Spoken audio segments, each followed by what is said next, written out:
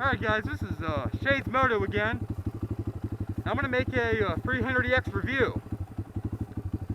I know if you see my moto vlogs, I talk about this bike a lot, but I want to make an official review for people that are thinking about getting this bike or have it, people who want to know a little something about them. And these bikes are very straightforward. Have about 8 inches of front suspension, about 8 inches of rear. They just normal double shocks.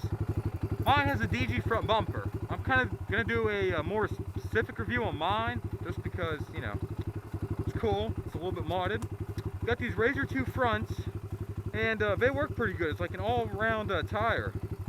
They're not too bad in the snow and anything. Sometimes on loose gravel, if I try to jerk the handlebars too fast, it will understeer. But primarily, it's really good about hooking up. And these rear tires, they're a beast everywhere. Carlisle 22-inch strikers. They're 11-inch wide, stock 9-inch wheel. I'm running stock wheels all the way around too, if you're wondering. I'm running a DID 520 chain and Vortex front rear sprockets, 1338 gearing, stock gearing. Should run 60 mph topped out. The brake assemblies are all stock. I just have fresh pads on them. The motor, I just changed the oil with Mobile 1, and I got a Fram filter. That's a run for my oil. I change the oil about once every year, year and a half. It keeps running good. One problem with the 300EX I found is if you live near any kind of dirt roads or you do nighttime trail riding, you're on a 60 mph bike, but you only have 45 mph headlights. These headlights are not the brightest. I recommend going with an aftermarket bulb, which when this burns out, that's what I'm doing, is going aftermarket. As far as the stock handlebars go, they work pretty well. I like them. This one came with TAG Metals handlebars, and haven't found any problems with them. I like the width, I like the height.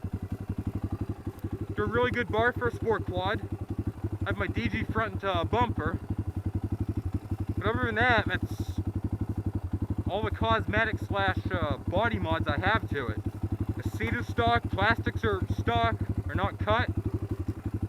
The wheels are stock. The tires are aftermarket, but usually fine. And most people don't stick with regular market. I have an FMF full exhaust. I have a Can-Am air filter. I have a jetted carburetor. Just very straightforward, very fun sport quad. Now I'm going to pull away and show you guys some of that power before she vapor locks on me. I'm sitting here idling for 10 minutes. Right off the bat, you'll notice this bike with the exhaust is very loud. And you can get it sideways. Even with these grippy rear tires, you can get her sideways. And these bikes have lots of torque. They only redline at like 7 grand. Once you do wheelies on them, that's always nice to be able to pop up a wheelie. The suspension is firm, yet forgiving on bumps.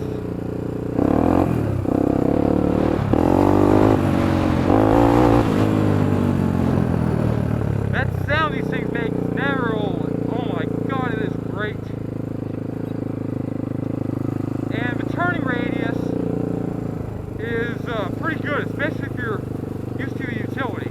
It is just superb. The width of the bike isn't anything like a 450R, and the bike isn't really heavy. It's under 400 pounds. It weighs less than a 450R, but the 450R makes up for its power. But it is faster than a 450R on the woods trails. Just because of the width of it and the lighter weight, it's more nimble.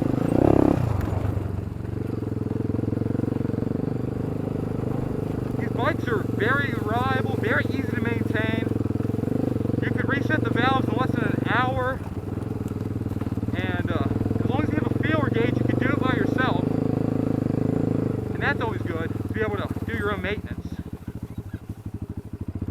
Being able to do your own maintenance is very very important if you want to save some money. And you can have these bikes in mint condition for under $2,500, and really you can find when it's good, ready to go, has the title, for under $2,000.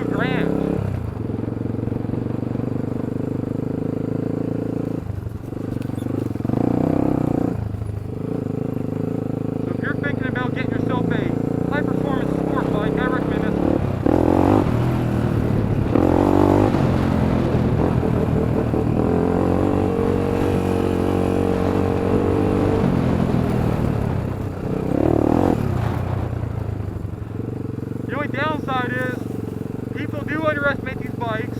There will be some haters in that aspect. And if you live in a desert where you have these big fire roads with 60 mph top speed with stock gearing, it will not seem adequate to you. That's another problem. If you're running in the desert, you really want to gear these things up, you're going to lose the acceleration. But if you live like where I do in Pennsylvania, and you actually have to go around turns, you have to climb hills, the 300EX seems like it'll never run out of power. And at its red line on a dirt road, it is pretty fast. 60 mph is good. And it's not like utility 60 mph. It's a very fast, okay, I'm at 60 mph. And it's very controllable at high speed too. The clutch on this bike is pretty easy once you get used to it. If you have good clutch control, you can pull away on the flat with no gas whatsoever. And it's a very easy clutch to learn. If you've heard the clutch before, it's not that bad. It's not the hardest pull. It can be a little bit stiff, but it's a sport quad. The comfort for a sport quad is good too.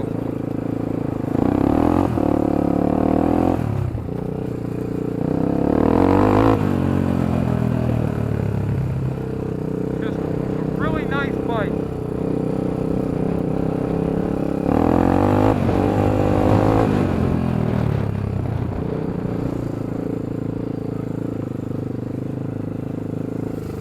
I have other videos on my channel of me doing wheelies and top speed runs if you just kind of want to see it more in action. Yeah, as far as a solid sport quad, the 300EX is definitely a good purchase, and they last forever. My dad has a 1993. He's the only owner on the bike, and it's still intact. All he needs to do is put in new wheel bearings, and it's good to go. And 23 years old. That's a long time for a sport quad. He rides hard. He used to hold the thing at the rev limiter for 10 miles straight. So that's just a testament to the machine's reliability. Thank you for watching this video. If you liked it, make sure you subscribe to my channel. This is shadesmoto, and I'm out.